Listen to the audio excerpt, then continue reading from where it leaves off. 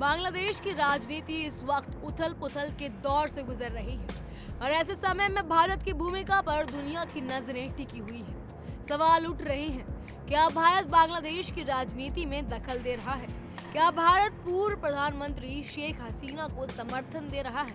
और सबसे अहम, क्या भारत हसीना को दोबारा सत्ता में लाने की कोशिश कर रहा है? इन तमाम सवालों पर अब भारत के विदेश सचिव विक्रम मिस्री ने चुप्पी तोड़ी है। बांग्लादेश के राजनीतिक संकट के बीच विक्रम मिस्री ने ढाका यात्रा बेहद अहम मानी जा रही है और ठीक उसी मौके पर उन्होंने साफ कर दिया, भारत बांग्लादेश में जल्द से जल्द स्वतंत्र और निष्पक्ष चुनाव का समर्थन करता है। भारत किसी खास नेता के समर्थन या विरोध में नहीं है, बल्कि भारत की प्राथमिकता है बांग्लादेश की जनता की आवाज। मिस्री ने कहा है कि भारत की नीति हमेशा से व्यवहारिक और संतुलित रही है। भारत ने कभी ये कोशिश नहीं की कि वहां की आंतरिक राजनीति में किसी एक नेता को आगे लाया जाए। उन्होंने साफ कहा कि भारत हसीना को सत्ता में वापस लाने की कोशिश ना तो कर रहा है और ना ही करेगा।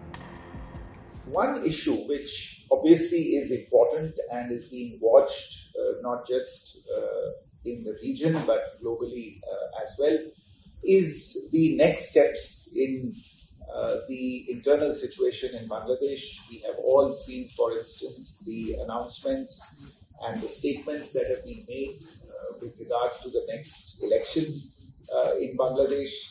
I understand that time frame for February has been indicated in this regard. I want to be very, very clear on this one matter. If there is any doubt in anybody's mind, that India is firmly in favor of free, fair, inclusive and participatory elections in Bangladesh, and it is in favor of these elections being held at the earliest possible time. We are encouraged by the fact that Bangladesh authorities themselves have spoken about a time frame for these elections, and we would look forward to these elections taking place. As I said, we hope that they are held without any delay, and also that we are looking forward to engage with any government that emerges as a result of these elections. It will be a government, obviously, that will be elected with a popular mandate, and we will work with whichever government that the people of Bangladesh choose to represent them.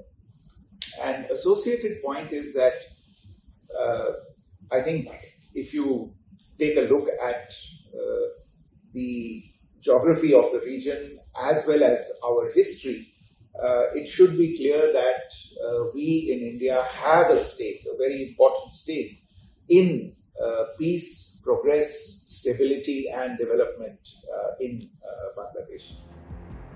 Bharat की मंशा केवल इतनी है कि बांग्लादेश की जनता को खुद अपना नेता चुनने का अधिकार मिले, लेकिन इस बीच विवादों की आग को हवा तब मिल जाती है जब बांग्लादेश की अंतरिम सरकार के नेता मोहम्मद यूनुस ने भारत पर आरोप लगाए हैं कि भारत उस व्यक्ति को समर्थन दे रहा है जो बांग्लादेश की वर्तमान समस्याओं के लिए जिम्मेदार है।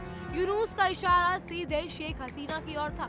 यूनुस ने दावा किया है कि आवामी लीग के खिलाफ हो रहे प्रदर्शन के दौरान हिंसा फैलाने की जिम्मेदार है हसीना और भारत उनकी मेजबानी कर रहा है।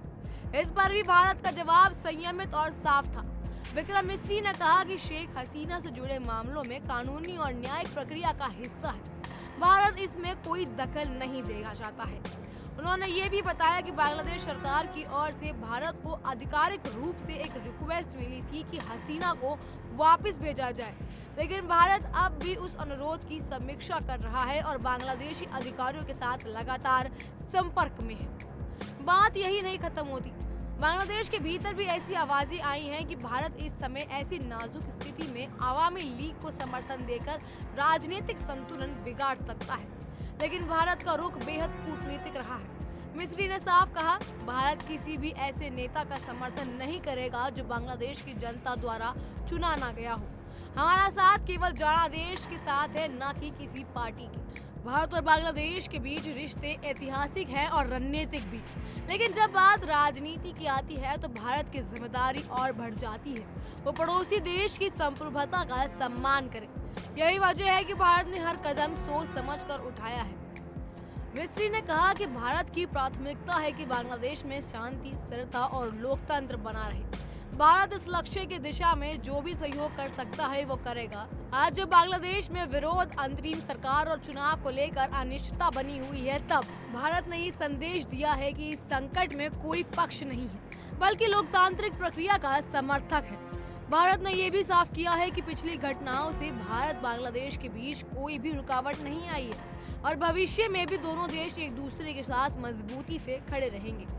आखिरकार ये सिर्फ पड़ोस की राजनीति नहीं, ये दक्षिण एशिया की स्थिरता का सवाल है।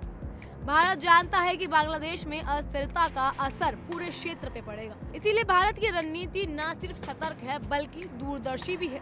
इस पूरे घटनाक्रम में भारत का संदेश बेहद साफ है: शांति, लोकतंत्र और संतुलन। कोई हस्तक्षेप नहीं, सिर्फ सहयोग। इस पर आपकी क्या राय है, हमें कमेंट सेक्शन में जरूर बताइएगा। फिलहाल के लिए इतना ही। तमाम खबरों के लिए फॉलो कीजिए इंडिया डेली को।